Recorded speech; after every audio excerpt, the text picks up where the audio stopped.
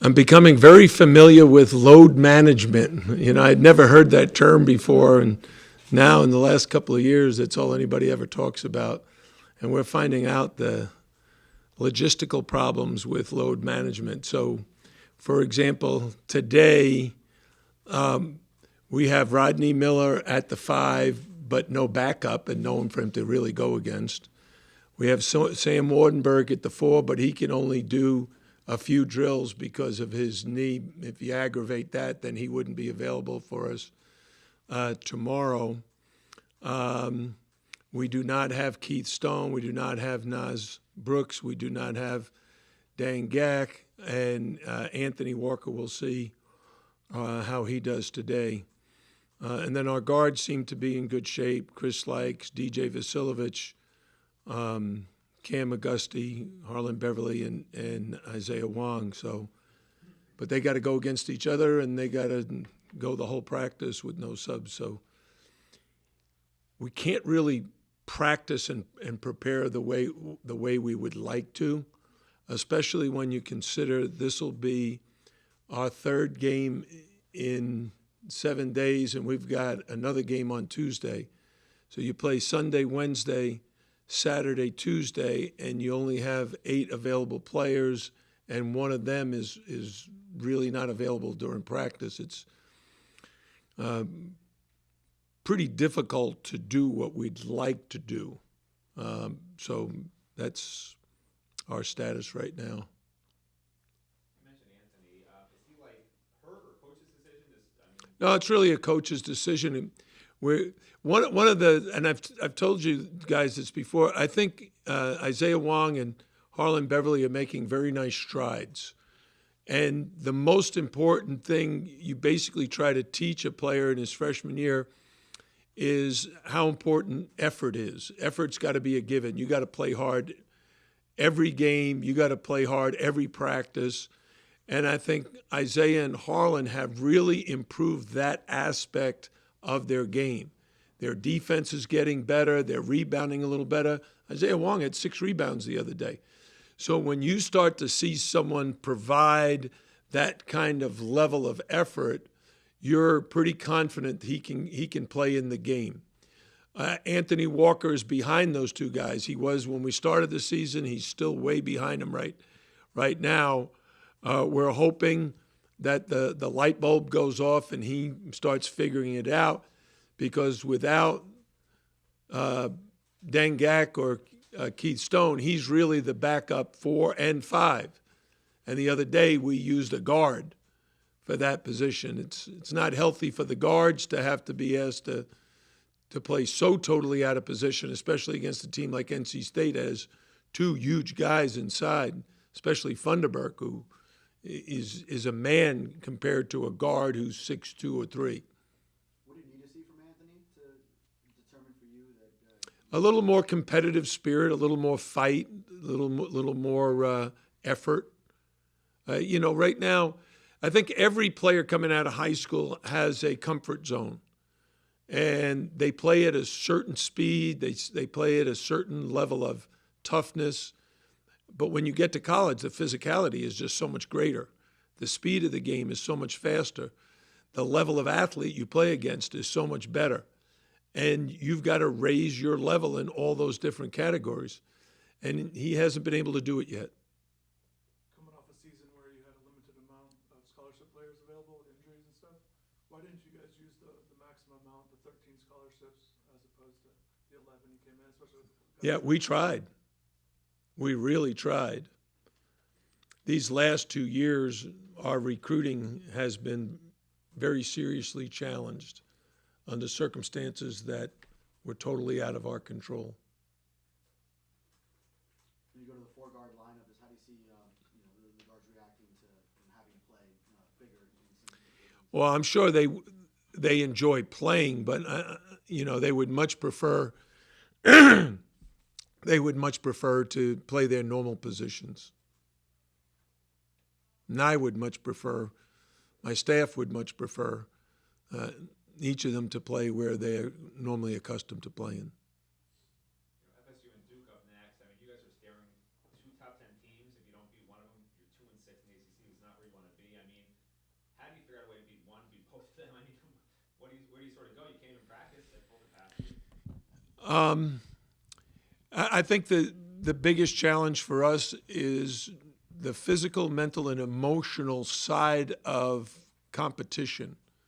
First, the physical part. Are you physically able to compete against teams that, for the most part, are just bigger and stronger than us? Mentally, how you prepare for that kind of competition.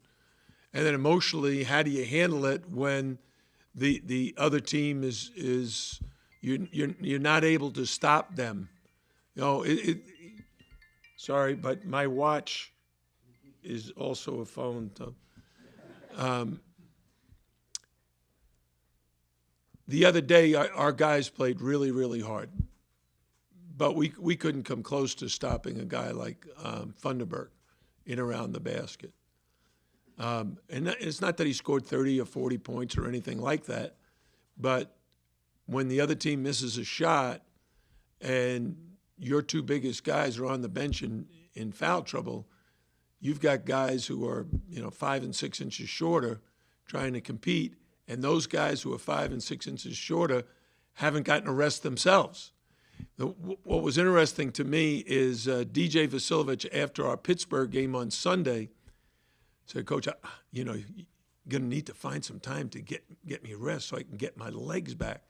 I said, "DJ, I'm trying to, but..." So the other day, he was the first one to come out of the game with 14 minutes left. He'd already played 6 minutes. I said, "Okay, perfect. I'm going to take him out." I took him out for 19 seconds, and Rodney Miller picked up his second foul. So my staff, I said to him, "Do we leave Rodney in? Because the next guy we got to go back with is DJ." So it's very, very complicated.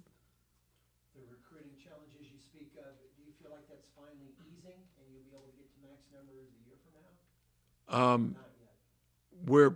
We're very hopeful. One of the things that we can't talk about too much is kids you might get, right? But I feel like we're heading in the right direction. Some of the obstacles we faced in these last two seasons have been put behind us. So now it's a matter of really recruiting the right guys to come in, because we've recruited some terrific players. We recruited Vern Carey, right? But he goes to Duke. We've recruited some other really good players, but if they choose another school, and the complication is in recruiting other guys who think you might get that guy. Like when we were recruiting Vern Carey, several other big guys thought, well, his dad went to Miami, so he'll probably go to Miami. So I'm not going to go to Miami and have to sit behind him. So it just makes it complicated. You're trying to figure out and balance who is good enough to play for you with who really would come.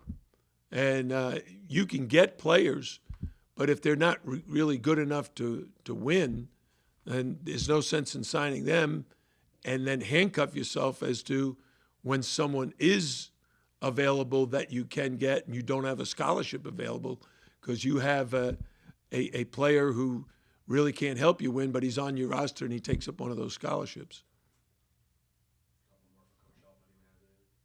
Florida State's Leonard's defenses, are they pretty much the same? I know they're good every year. Are they pretty much the same every year, or do the way they go about it, does that change much? Well, the thing that Coach Hamilton has done in a very consistent way has built this program around athletes with tremendous size and length. So over the last several years, they've had several guys on their team that are well over 7 feet tall. And those guys are rim protectors and make it very, very hard on you to score at the basket. But those aren't the only big guys they have. Their guards are very big. And in this case, their backcourt is like 6'4", 6'6", 6'7". So we go 5'7", 6'2", 6'4". So even the matchups at the guard spot are, from an athletic standpoint, favor them. And in the team that they have now, they're not quite as big at the center position, but they still go 10 or 12 players deep. So their pressure defense, they can sustain it for 40 minutes every game because nobody's playing 30 to 35 minutes. They're playing 24. And somebody else is playing those other 16. And someone who's just as athletic.